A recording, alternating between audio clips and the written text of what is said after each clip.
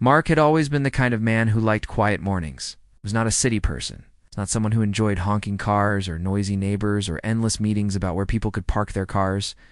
He wanted peace, space, and a little freedom to live life on his own terms. That was why, after years of working in town and saving every penny he could, he bought a piece of land outside the city. It was not just a piece of land, either. It was a ranch, several acres of open space. With a small house, a barn, and room for him to raise a few animals, for Mark, it felt like a dream come true. Every morning he woke up early, sometimes before sunrise, to the sound of roosters crowing and the soft snorting of his horses waiting to be fed. The air was crisp, the kind of clean air you can only get far away from highways and city fumes. He had a routine that kept him content. Feed the animals, check the fences, walk around the property with a cup of coffee in hand, and then spend part of the day fixing things that needed fixing. Ranch life was never lazy life. There was always something to do, but Mark enjoyed every part of it. He especially liked that there were no people telling him how his place should look. When he lived in a suburban neighborhood years before, he had been under an HOA, a homeowners association. It was the worst experience of his life. They fined him because his grass was too long by an inch. They sent nasty letters when his old truck was parked in his driveway for more than 2 days. Once, they even told him the shade of blue. He painted his mailbox was not uniform with the neighborhood standard. Mark hated it. Felt like living under a petty dictatorship. He swore to himself that once he got out, he would never again let someone else control his home. That was why the ranch was perfect. It was outside of any subdivision. It's far beyond the lines of the HOA. The only rules out here were the ones he made for himself. Life went on peacefully. Weeks would pass with no one bothering him. Mark would sometimes drive into town for supplies or to see friends, but most of his joy came from simply being at the ranch. He could sit on his porch and watch the sunset paint the sky orange and purple. At night, the stars were so bright, it felt like they were close enough to touch, he often thought. This is how life should be: quiet, simple, and mine. One afternoon, after fixing a broken latch on the chicken coop, Mark walked down to his mailbox at the edge of the long dirt road leading to his property. Usually he didn't get much mail except the occasional bill or catalog. But that day he found an envelope that looked official. The paper was stiff, the logo at the top fancy, with bold letters across the front. Notice of violation. At first, Mark laughed. This must have been delivered by mistake. He opened it anyway, curious. Inside was a letter that made no sense at all. It said his front lawn was not in compliance with community standards. It said his yard must be maintained to the agreed height requirements, and if not corrected, fines would be applied. Mark shook his head, chuckling. Got the wrong guy, he muttered. Didn't even live in a subdivision. His front yard was a dirt driveway, patches of grass, and acres of open pasture. He thought it was funny, and tossed the letter on the kitchen counter. A week later, another letter came. This time it was more serious. It mentioned unauthorized vehicles being stored on his property. Mark frowned, confused. He had a couple of old tractors near his barn, but they weren't anyone's business. The letter had the same HOA letterhead, the same threats of fines, and a deadline to remove. The vehicles. Mark couldn't believe it. Who was sending this? Did they not even check that his ranch wasn't under their control? He called a friend in town, laughing about it. Can you believe this? The HOS trying to fine me for my lawn? Out here? Next thing you know, they'll want me to paint the barn beige. His friend laughed with him, but also said, you know how those HOA types are. Some of them don't care if you're in their neighborhood or not. They'll try to push their rules as far as they can. At first, Mark shrugged it off. He wasn't going to waste time worrying about a mistake. But then the letters kept coming, each one more aggressive than the last. One claimed he had improper fencing that didn't meet code. Other complained about livestock creating noise disturbances. Mark was stunned. Of course his animals made noise. They were animals on a ranch. What else would they do? He began to feel irritated. It wasn't funny anymore. Someone was going out of their way to target him. He sat at his kitchen table with a stack of letters, reading them one by one. Each had the same HOA logo, the same fake authority, and each threatened fines of hundreds of dollars. It was ridiculous. One morning, after feeding his horses, he called the number listed on the letter. When a woman answered, he explained calmly, "Listen, you've made a mistake. My property is not under your HOA. I live outside your jurisdiction. You've got the wrong guy." The woman didn't even sound surprised. She spoke in a firm, clipped voice. "According to our records, your property is included in the community boundary map. You are expected to comply with the standards like everyone else." Nice. Mark felt his blood pressure rise. "That's not possible. I bought this land specifically because it's not under an HOA. I have the deeds, the maps, everything. You're wrong." But the woman didn't back down. "Sir, failure to comply may result in fines and legal action." Then she hung up. Mark stared at the phone in disbelief. He had dealt with stubborn people before, but this was on another level. He poured himself a strong cup of coffee and walked out onto his porch, looking over the land he worked so hard to make his own. He couldn't understand it. Why would an HOA even bother with him?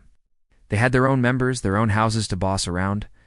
Why reach all the way out here, miles beyond their borders, just to harass a man living quietly on his ranch? That night, lying in bed, he thought about the old days when the HOA controlled every detail of his life. He had promised himself that he would never let that happen again. But now it felt like those days were returning, except this time it was. Even worse, they didn't even have the right to do it. The thought made him restless. Got up, went to his desk, and pulled out the property documents. He read them carefully, page by page. Everything was clear. His land was not part of any subdivision. The HOA had no claim over him. He folded the documents neatly and put them back in the drawer. "They'll see soon enough," he muttered. But deep down, he had a bad feeling. People like this didn't stop just because you told them to. They liked control too much. And Mark knew, whether he liked it or not, his quiet ranch life was about to get a lot more complicated. A few days passed after that strange phone call, but the letters did not stop. Every time Mark walked down the long dirt road to open his mailbox, he felt his stomach tighten, already guessing what he was about to see. And sure enough, inside, there would be another envelope with the same HOA logo printed at the top. At first, he ripped them open angrily, ready to read the nonsense they had written. But after the fifth or sixth one, he didn't even bother to read them fully. He would skim a few sentences, shake his head, and throw them in a growing pile on the counter. The tone of the letters was getting sharper. Where the first one had been written almost like a warning, the new ones sounded like official threats. They had bold lines that said things like, "Failure to comply will result in fines of $500 per violation per week, or legal action may be taken against you for refusing community standards." Some of them even had photographs attached, blurry pictures of his property taken from the road, showing his barn, his fences, and his animals in the pasture. The captions under the photos said things like non-compliant fencing or unapproved structure. Mark stared at those photos in disbelief. Someone had actually come out to his ranch, stood on the road, and taken pictures of his land just to use them against him. He felt his chest tighten with anger. Out here, neighbors respected each other's space. People minded their own business. But whoever was behind this clearly had no respect. He drove into town one afternoon to pick up feed for his animals. And while loading bags into the back of his truck, he decided to ask around.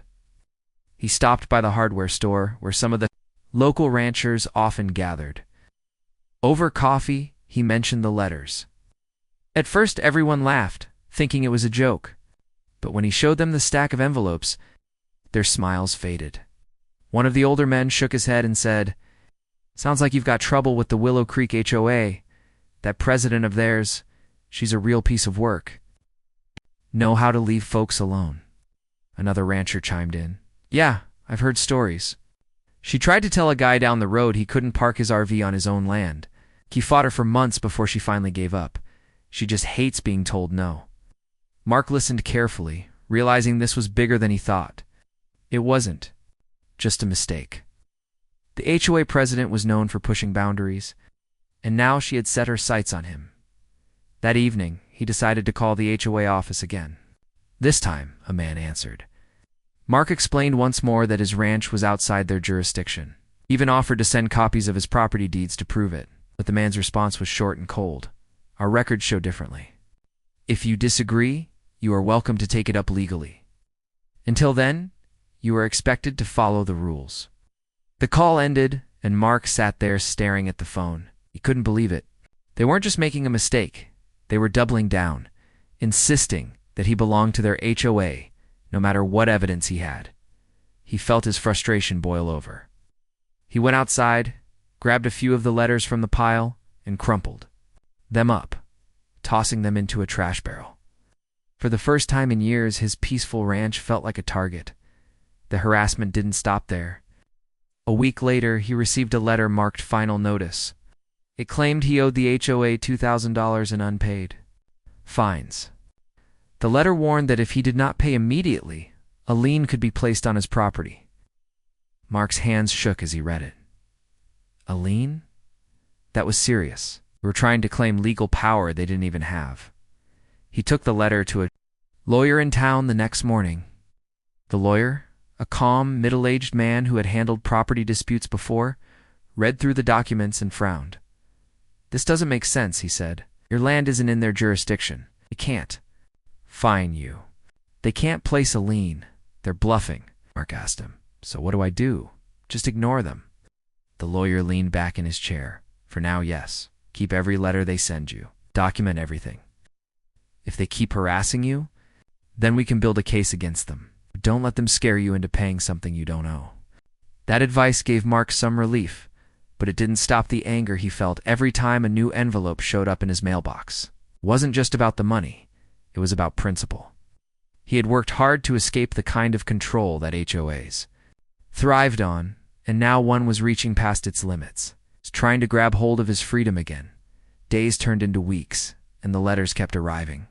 Some were written almost like threats, while others were worded in a strangely friendly way, as if trying to convince him that compliance would make life easier. Mark started to see a pattern. It was almost like they were testing him. Seeing how far they could push before he broke, he began keeping a binder in his kitchen, neatly filing each letter in order. Whenever he added a new one, he felt both satisfaction and irritation. Satisfaction that he was collecting proof, and irritation that he had to deal with this nonsense at all. Sometimes late at night, he would flip through the binder and shake. His head was unbelievable. One Saturday morning, while repairing a section of his fence, a truck slowed down on the road nearby.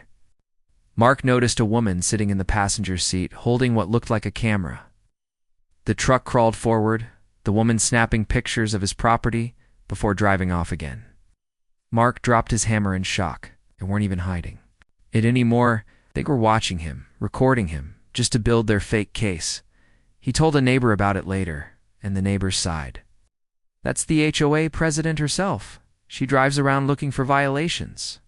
Don't let her get under your skin. But Mark couldn't help it. The thought of being watched made his skin crawl. This wasn't the freedom he moved here for. It was like living under surveillance. He started to wonder just how far they would go. That night, sitting on his porch with a lantern glowing beside him, Mark made a quiet promise to himself. He wasn't going to let them win. They could send 1,000 letters, take 1,000 photos, make all the threats they wanted. He knew the truth: his land was his, and no HOA had any claim over it. But deep down, he also knew this fight was just beginning. The way they were escalating, it was only a matter of time before things got worse. And Mark, though a peaceful man, was ready. He had faced hard work, storms, and setbacks on his ranch before, but this battle would be different. This time, he wasn't just protecting his land. He was protecting his right to live free.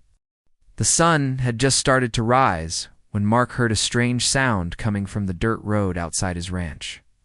At first, he thought it was just another truck passing by, maybe one of the neighbors hauling hay.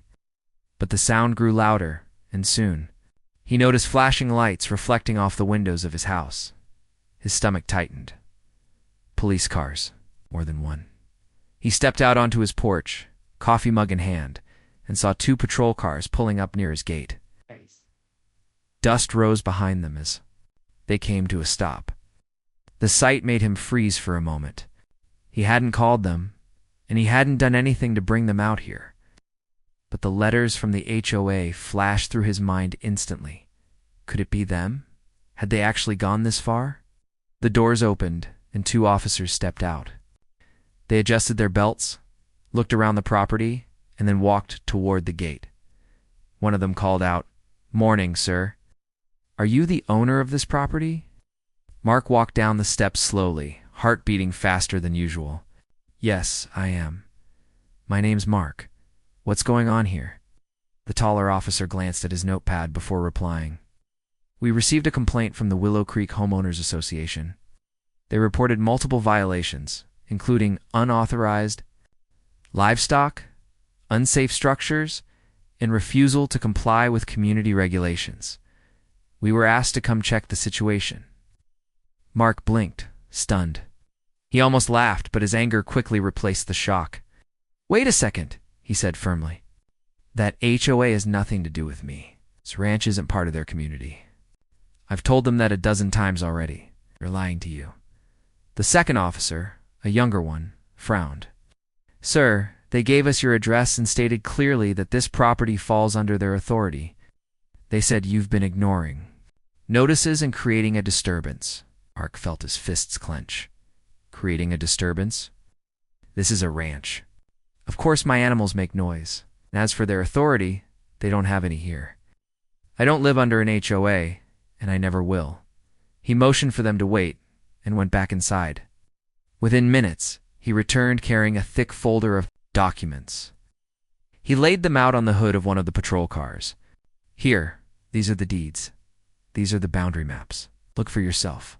My land is outside the HOA lines by several miles." The taller officer studied the papers, flipping through them carefully. The younger one leaned in to check as well. After a moment, the taller officer looked up at Mark with a calmer expression. "It does look like you're right. These documents clearly show your land isn't within their jurisdiction." Mark let out a breath he didn't realize he'd been holding. "Exactly. They've been harassing me for weeks with letters and threats, and now they've dragged you out here with false complaints. Do you see what I'm dealing with?" The officers exchanged glances. The younger one shook his head. "This isn't the first time we've had odd calls from that HOA, but sending us out here under false pretenses? That's serious." Mark crossed his arms, his voice sharper now. "Serious is right. They're trying to scare me, hoping I'll roll over and do what they say. But I'm not one of their little neighborhood puppets. This is my land. They don't own it, they don't control it, and they have no right to keep bothering me." The taller officer sighed. "We understand, sir. For now, we'll file this as a false report. But keep those documents handy. If they try this again, you may want to consider taking legal action." Mark nodded slowly, still fuming inside. "Don't worry, I plan on it." After the officers left, the dust from their tires still hanging in the air, Mark stood by the gate for a long time, staring at the road. His peaceful ranch had just been turned into a battleground, all because some power-hungry HOA president couldn't accept the truth. The thought of strangers filing false complaints against him, dragging police into it, and trying to paint him as some kind of lawbreaker had boiled his blood. He walked back to his porch, sat down heavily and rubbed his temples. The whole encounter played in his head again and again. What if he hadn't had his papers ready? What if the officers had believed the HOA without checking? What if they had come onto his land and treated him like a criminal? The thought made him sick. Later that day, while tending to his horses, Mark kept replaying it in his mind. He imagined the HOA president sitting in her comfortable home, smugly thinking she had taught him a lesson by sending the police. The image made him grit his teeth. She had no idea that he wasn't the kind of man to back down. If anything, she had just woken up the fighter in him. The incident with the police spread quickly among the locals. At the feed store the next morning, people were already talking about it. "Heard the HOA sent cops to Mark's place," one man whispered. Another shook his head. "They're crossing lines they shouldn't cross. Mark's not even in their neighborhood. They're going to regret messing with him." Mark said little, but he listened. It was clear people in town were beginning to take his side. Everyone knew how far that HOA president liked to push, and now she had gone too far. Back at the ranch, Mark gathered the letters into a neat pile, placed the folder of property documents beside them. Then he sat at the kitchen table, staring at both stacks. One represented lies and harassment. The other represented truth and freedom. He tapped his fingers on the table slowly, his mind turning. The police had confirmed what he'd already knew, that the HOA had lied to get them involved. That wasn't just annoying. That was dangerous. It meant the president was willing to twist the truth, even waste police resources just to try and scare him. Mark knew people like her rarely stopped on their own. They pushed and pushed until someone pushed back harder. And now, after the morning he'd just had, he knew one thing for certain. It was his turn to push back. The morning after the police came, Mark woke up with a heaviness in his chest. He lay in bed for a while, staring at the wooden beams on the ceiling, thinking about how far things had gone. What had started with a silly letter about his lawn had turned into squad cars parked at his gate. The HOA was not just sending threats anymore. They were pulling strings, lying to authorities, and trying to drag him into a fight he never asked for. He sat up, rubbed his face, and muttered, "Enough is enough." After feeding his animals, Mark drove into town again. This time, he went straight to the lawyer's office. He carried with him the binder full of letters, the latest notice about the supposed fines, and the copy of the deed he had shown the police. The lawyer looked through the stack carefully, his brow furrowed deeper with each page. "This is more serious than I thought," the lawyer finally said. "They're not just harassing you, they're committing fraud. See this?" He tapped one of the maps the HOA had included with their letter.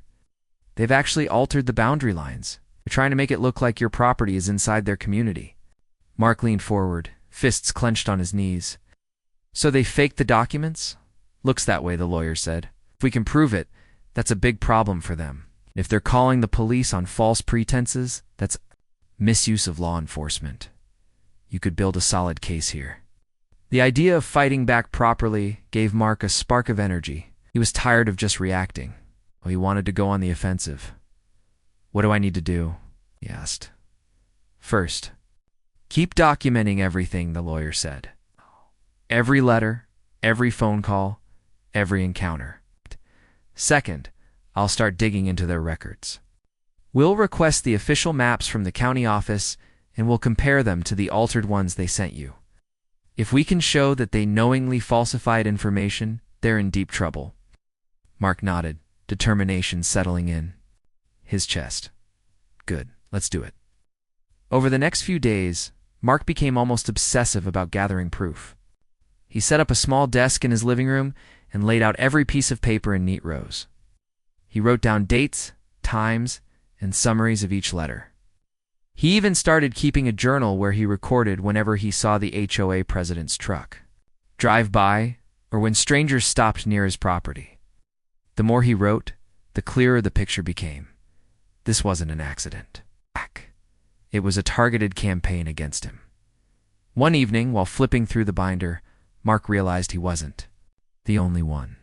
Some of the ranchers he had spoken to before mentioned similar harassment, though most of them had simply paid small fines or ignored the letters until the HOA gave up. He called a couple of them asking for details. One man said the HOA president had told him he couldn't build a shed on his own property even though he lived outside the HOA line. Another woman said she had received threats about her RV. Both of them eventually caved. Not because the HOA had real power, but because they didn't want the stress. That was when Mark understood the real game. The HOA president was counting on people being too tired or too busy to fight. She bullied them, knowing most wouldn't push back. But Mark wasn't like most people. He had moved to his ranch to escape that nonsense, and he wasn't going to let anyone steal his peace again. He decided to talk to more neighbors. Over the next week, he drove around to nearby properties, knocking on doors and introducing himself. Some were hesitant at first, but once he explained what had happened to him, they opened up. Story after story came out in wanted letters, threats of fines, intimidation. By the end of the week, Mark had a small stack of testimonies written down in his journal. He realized he wasn't fighting just for himself anymore. He was fighting for everyone who had been pushed around by the HOA. The lawyer was impressed when Mark brought the information in. "This is good," he said, flipping through the notes. "Now, if we file a complaint, the county will have to take this seriously. You've got evidence, witnesses, and a pattern of abuse." Mark felt a rush of satisfaction. For weeks, the HOA had made him feel powerless, but now the balance was shifting. He was building something stronger than their fake letters. He was building the truth. But the HOA wasn't slowing down. Just a few days later, another letter arrived. This one was different. It wasn't just a notice of fines. It was a formal, legal-looking document claiming the HOA had the right to place a lien on his property. The words were bold, intimidating, and meant to scare him. But instead of fear, Mark felt a strange calm. He slipped the letter into his binder and whispered, "Thank you for the evidence." The next morning, he and his lawyer filed a legal complaint against the HOA. They accused the president and the board of harassment, fraud, and misuse of law enforcement. The lawyer also contacted local reporters, knowing the story had the kind of drama that would catch attention. Sure enough, within a week, a small article appeared in the local paper. Rancher claims HOA harassed him with false complaints. It was just a short piece at first, but people started talking. At the diner in town, strangers came up to Mark and told him they had read the article. Some shook his hand and said, "Good for you." Somebody needed to stand up to them. The attention made the HOA nervous. Mark could tell because their letters suddenly stopped. For days, his mailbox was empty, except for the usual junk mail and bills. It was almost too quiet. But Mark didn't relax. He knew they were regrouping, trying to figure out their next move. In the meantime, his lawyer managed to get the official property maps from the county. When they compared them to the maps the HOA had used in their letters, the difference was shocking. The HOA version had shifted boundary lines, stretching their community far beyond its real borders. It was clear as day they had deliberately altered the documents to claim land that didn't belong to them. Mark stared at the two maps side by side, anger rising again. They thought they could get away with this. They thought nobody would notice. The lawyer smiled faintly. "Well, they didn't count on you. The evidence was solid now." Mark had the documents, the testimonies, the false reports to the police. Every piece of the puzzle showed the same thing. The HOA president had abused her power. And Mark was ready to take it all the way. That night, as he sat on his porch watching the stars, Mark felt something he hadn't felt in weeks. Peace. Not because the fight was over, but because he finally felt in control again. The HOA had tried to bully him, but instead, they'd given him the chance to expose them for what they were.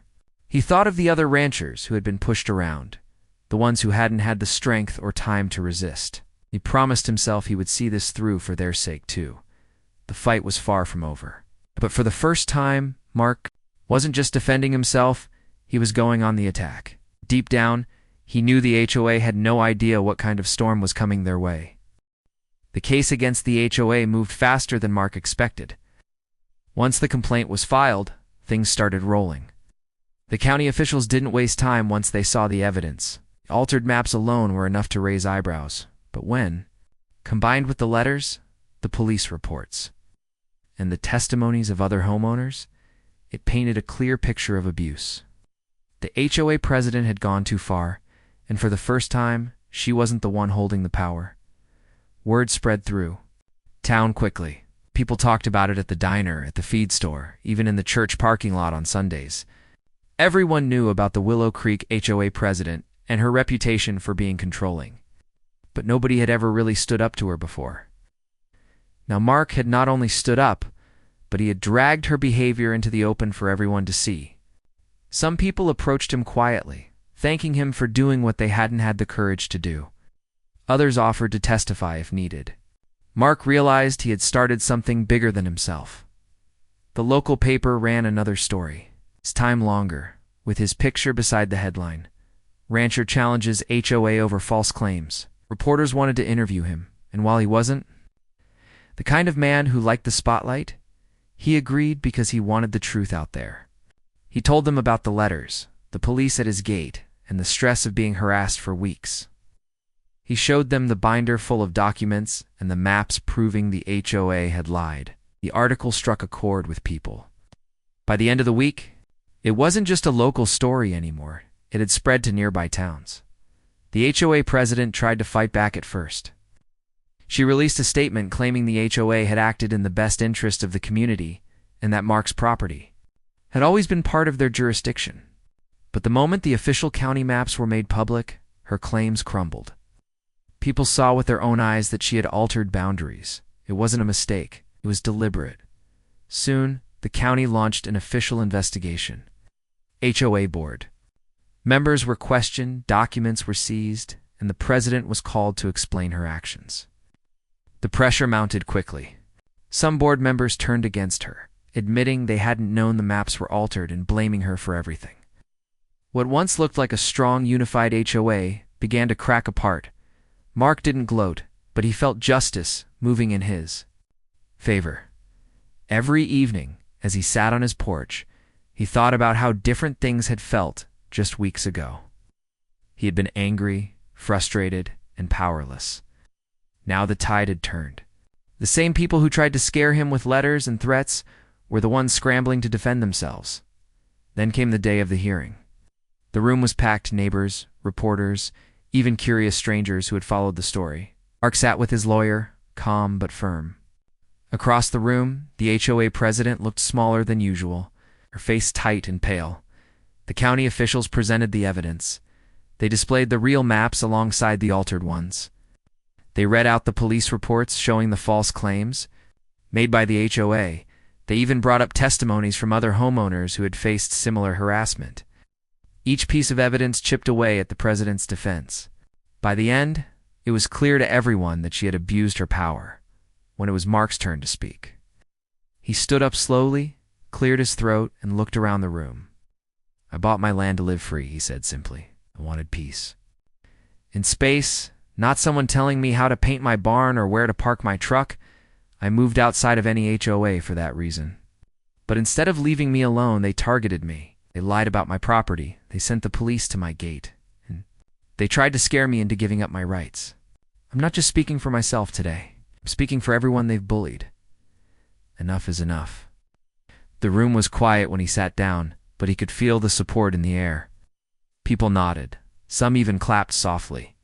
The officials gave their decision not long after. The HOA president was guilty of altering official documents, guilty of harassment, and guilty of wasting police resources with false reports.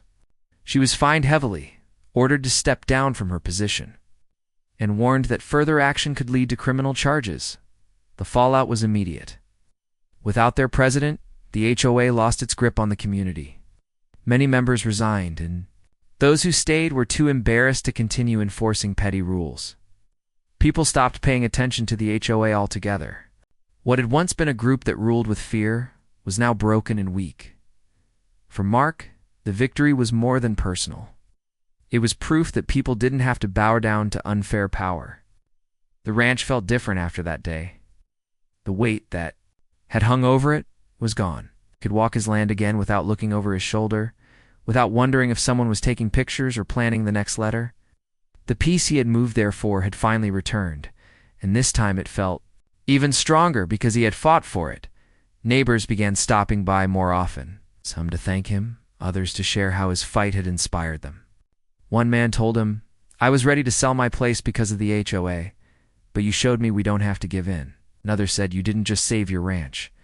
You saved all of us from her nonsense." Mark was never the type to see himself as a hero, but he couldn't deny the pride he felt. He had stood his ground, and in doing so, he had helped others too. Months later, when the dust had fully settled, Mark sat on his porch one quiet evening, watching the sky turn orange and pink. His animals moved slowly in the pasture. The sound of crickets filled the air, and not a single unwanted letter had shown up in his mailbox for weeks. He sipped his coffee and smiled to himself.